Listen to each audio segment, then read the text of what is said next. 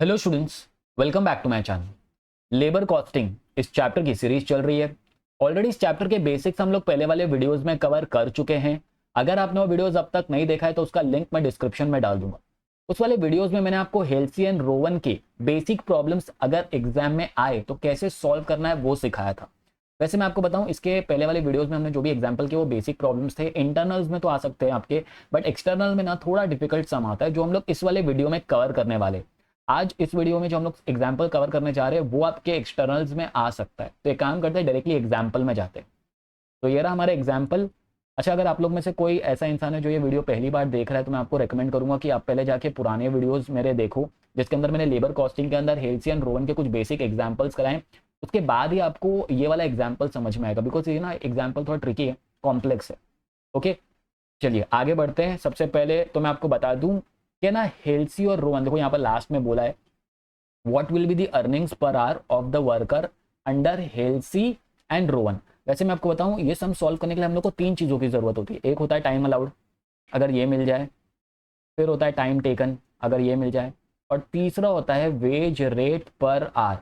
ठीक है, अगर तो ये तीन चीज़ अपने को सम में दे दिया ना तो कोई टेंशन नहीं है, हम लोग डायरेक्टली सम सॉल्व कर सकते हैं।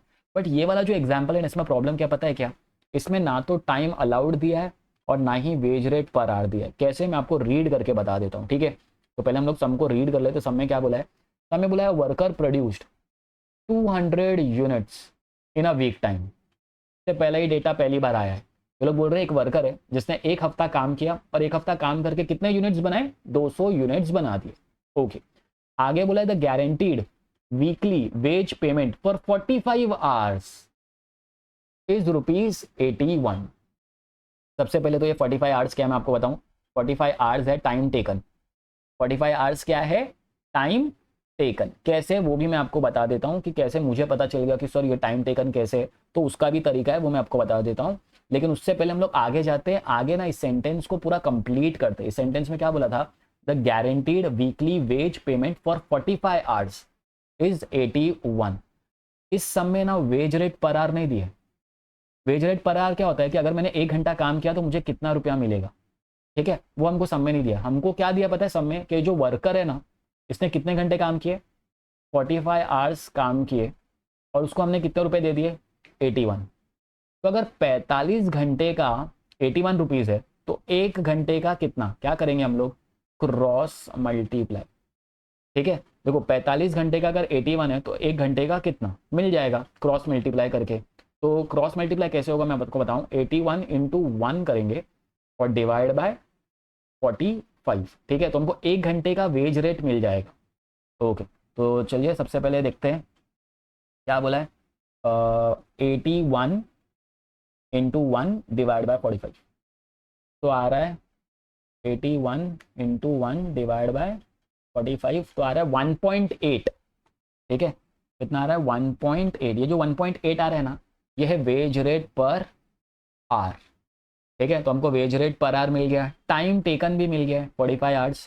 ठीक है, टाइम अलाउड कहीं नजर नहीं आ रहा है, तो आगे से हमको रीड करना पड़ेगा। यहाँ पर, यहाँ से नया पार्ट दिया है। ठीक है, अच्छा और एक चीज़, यहाँ पर लिखा है द एक्सपेक्टेड टाइम। ये जो एक्सपेक्टेड टाइम होता है ना, यही हमारा टाइम अलाउड का डेटा है। हमेशा याद रखना, अगर सम में कभी भी स्टैंडर्ड टाइम या फिर एक्सपेक्टेड टाइम ऐसा दिया ना तो वो लोग टाइम अलाउड की बात कर। ठीक है, तो अब ये लोग ने क्या बोला है, ये लोग बोल रहे हैं the expected time. Expected time मतलब स्टैंडर्ड टाइम, स्टैंडर्ड टाइम मतलब टाइम अलाउड। ठीक है, देखो मैंने तो 45 घंटे लिए 200 यूनिट बनाने के लिए, बराबर, लेकिन कंपनी ने हमको कितने घंटे दिए थे ये यूनिट बनाने के लिए वो दिया नहीं है। इसके लिए क्या बोला है, the expected time to produce 1 unit. एक यूनिट बनाने के लिए कंपनी कितना मिनट दे रही थी, 15 मिनट। ठीक है, the expected time to produce 1 unit 1 is 15 minutes which is further raised by 20%। अच्छा, तो मैं सोच रहा था एक यूनिट बनाने के लिए 15 मिनट मिलेंगे, लेकिन है ना इसको भी कंपनी ने बढ़ा दिया 20% से। तो एक काम करते हैं, इसको ज़रा बढ़ा देते हैं, 15 प्लस 20%। ठीक है, तो इसका मतलब अब हमें एक यूनिट बनाने के लिए 15 मिनट नहीं मिलते, कितने मिलते हैं, 18 मिनट मिलते। ठीक है, कितने मिनट मिलते, 18 मिनट मिलते। ओके ठीक है, फिर आगे बोला है अंडर इंसेंटिव स्कीम। तो यहाँ पर क्या हो गया, सेंटेंस खत्म। यहाँ से नया पार्ट बोला है what will be the earnings per hour of a worker under Halsey and Rowan. इससे तो पता चलता है कि हेल्सी एंड रोवन का फॉर्मूला अप्लाई करना है, ठीक है। तो अब देखो ये लोग क्या बोल रहे हैं कि 1 यूनिट बनाने के लिए कंपनी कितना टाइम दे रही थी, 18 मिनट। हमने, हमारा जो ये वर्कर है जिसके हम लोग ये कैलकुलेट कर रहे हैं, उसने कितने यूनिट्स बनाए इन टोटल, वो यहाँ दिया हुआ है। कितने यूनिट्स बनाए थे, 200। तो अगर 1 यूनिट बनाने के लिए 18 मिनट मिलते हैं, तो 200 यूनिट बनाने के लिए कितने मिनट मिलते होंगे। क्या करेंगे, अगेन क्रॉस मल्टीप्लाई, ठीक है। तो करना क्या है, 200 इंटू 18 डिवाइडेड बाय 1, ठीक है। तो देखते हैं इसका आंसर कितना आएगा। इसका आंसर आएगा 18 इंटू 200, तो आ रहा है 3600 डिवाइड बाय 1 करके, तो मतलब नहीं, सेम ही आंसर आएगा। अच्छा, ये जो 3600 आ रहा है ना, ये 3600 क्या है पता है क्या, ये 3600 मिनट है, मिनट, ठीक है, मिनट। हमको मिनट्स में डेटा नहीं चाहिए, हमको आवर्स में चाहिए, तो उसको कन्वर्ट करना पड़ेगा। अभी कन्वर्ट कैसे करें, सेम क्रॉस मल्टीप्लाई। देखो 1 घंटे में कितने मिनट होते हैं, 60 मिनट होते हैं, बराबर है ना। 1 घंटे में 60 मिनट होते हैं। अब मुझे पता करना है कि है ना 3600 के मिनट है ना, इसलिए देखो मिनट के अंदर लिख रहा हूँ। अगर आप चाहो तो ऐसा भी कर सकते हो कि, अगर आपको ऐसा नहीं करना है तो आप ऐसा कर सकते हो, 60 minutes is equals to 1 hour, बराबर। तो 3600 मिनट मतलब कितने घंटे होते, कैसे पता चलेगा, क्रॉस मल्टीप्लाई। या तो आप सीधा हिसाब लगाओ, जो भी आंसर आएगा ना उसको डिवाइड बाय 60 कर दो, सीधा सीधा। तो है ना, आपको जो भी डेटा मिलेगा ना वो आवर्स में मिलेगा, ठीक है। तो 3600 डिवाइड बाय अगर हम लोग करें 60, तो इत्तेफाक से फिर से 60 ही आ रहा है, ठीक है। लेकिन ये जो 60 आ रहा है ना, ये 60 घंटे है, ठीक है। ये जो 60 आ रहा है ये 60 आवर्स है। अच्छा, सबसे इंपॉर्टेंट बात, मुझे कैसे पता चला था कि ये 45 आवर्स टाइम टेकन है, मैं आपको बता दूं। देखो 2 चीज़ें होंगी सब में, जैसे इसमें 60 और 45 दिया, बराबर। अब मुझे नहीं पता कि कौन सा टाइम टेकन है, कौन सा टाइम अलाउड है, तो मैं आपको बता दूं, जो बड़ा वाला नंबर होता है ना वो हमेशा क्या होता है, टाइम अलाउड। और जो छोटा वाला नंबर है ना उसको आप क्या अज्यूम कर सकते हो, टाइम टेकन, ठीक है। ऐसा हमेशा नहीं होता है, लेकिन ये मैं एक शॉर्टकट बता रहा हूँ छोटू सा, ठीक है। तो आप क्या करना, सब में चेक करना, 2 डेटा दिया होगा, एक टाइम अलाउड होगा, एक टाइम टेकन होगा। जो बड़ा वाला डेटा होगा वो टाइम अलाउड होगा, जो छोटा वाला डेटा होगा वो टाइम टेकन होगा, ठीक है। ओके, अभी इन सबका डेटा तो मिल गया। अभी हम लोग क्या कर सकते हैं, हेल्सी एंड रोवन का सम सॉल्व कर सकते हैं, बट इसको इस तरीके से नहीं करना है। मैं आपको अच्छी तरीके से बताता हूँ कि आपको सोल्यूशन में कैसे प्रिपेयर करना है, ठीक है। तो देखो सोल्यूशन में सबसे पहले हम लोग जाते हैं, सबसे पहले तो ना हम लोग क्या फाइंड करेंगे, सबसे पहले हम लोग फाइंड करेंगे टाइम अलाउड, ठीक है। टाइम अलाउड कैसे मिला मैं आपको बताता हूँ। देखो टाइम अलाउड हमने कैसे ढूंढा था, 1 यूनिट बनाने के लिए हमको सम में बोला था कि ना, यहाँ पर मैं डाल देता हूँ यूनिट, ठीक है, और यहाँ मैं डाल देता हूँ मिनट। 1 यूनिट बनाने के लिए हमको कितना मिनट्स दिया था, 15 मिनट दिया था, जिसको हम लोगों ने कितना परसेंट से बढ़ा दिया, 20% से बढ़ा दिया, तो वो कितना हो गया, 18, ठीक है। लेकिन हमने कितने यूनिट्स बनाए थे, 200। तो हमने क्या कर दिया, क्रॉस मल्टीप्लाई। तो क्रॉस मल्टीप्लाई कैसे हुआ, 200 इंटू 18 डिवाइड बाय 1। तो इसका आंसर कितना आया, 3600। ये जो 3600 आया था ये मिनट्स में आया था, मिनट्स, हमको मिनट्स में नहीं आवर्स में चाहिए, ठीक है। तो टाइम अलाउड मिनट्स में मिला है, हमको चाहिए इन आवर्स। इन आवर्स कैसे मिलेगा, ये जो आंसर आया 3600, इसको क्या कर दो, डिवाइड कर दो किससे, 60 मिनट से, ठीक है। 1 घंटे में 60 मिनट होते हैं, तो 3600 कितने आवर्स होते हैं।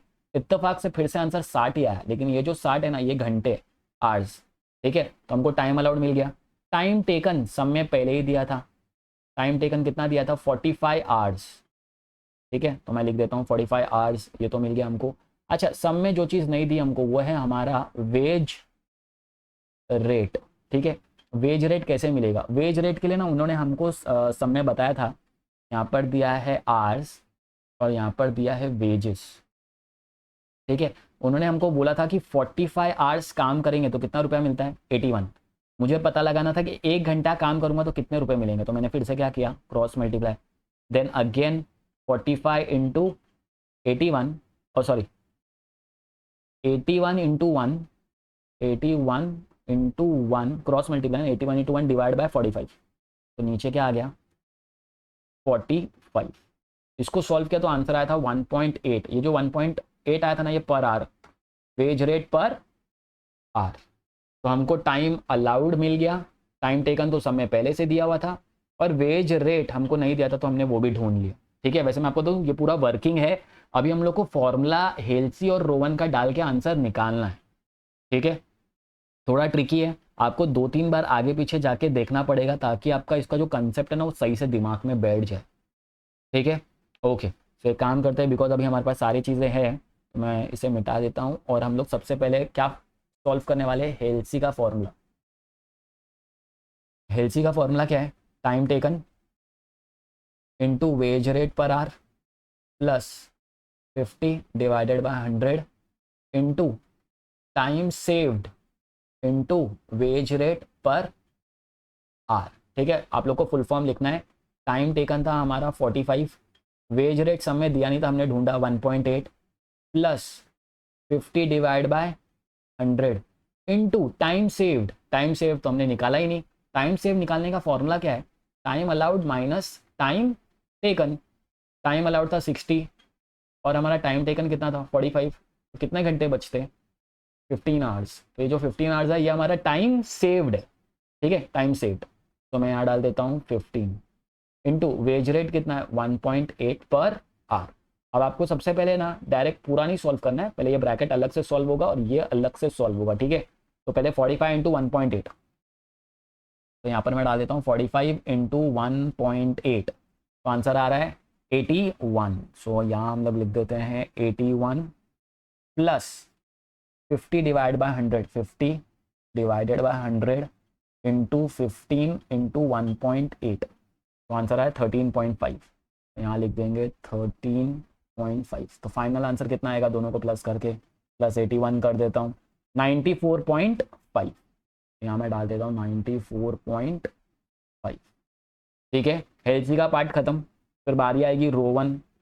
ठीक है, तो रो 1 का फॉर्मूला क्या है, रो 1 का फॉर्मूला है time taken into wage rate per hour plus time saved upon time allowed into time taken into wage rate. तो हमारा टाइम टेकन कितना था 45 into wage rate per hour 1.8 plus time saved 15 divide by 60 into again 45 into 1.8।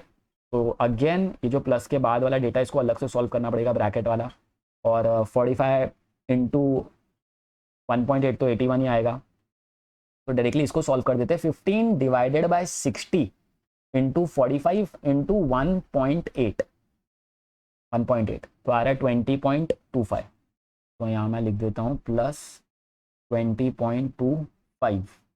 ठीक है, दोनों को plus करेंगे तो प्लस 81, तो आ रहा है 101.25, 101.25। यहाँ पर आके अपना सम खत्म। ठीक है, तो ये था हमारा कॉम्प्लेक्स प्रॉब्लम हेल्सी एंड रो 1 का। आई होप आप लोग को थोड़ा बहुत आइडिया आ गया हो। मैं आपको रेकमेंड करूंगा कि इस वीडियो को बार बार थोड़ा आगे पीछे करके देखो, बिकॉज थोड़ा सा ट्रिकी है, बट एक बार अगर समझ में आ गया ना देन आपके लिए बहुत सम ईजी हो जाएगा। ठीक है, चलिए इस वीडियो में इतना ही।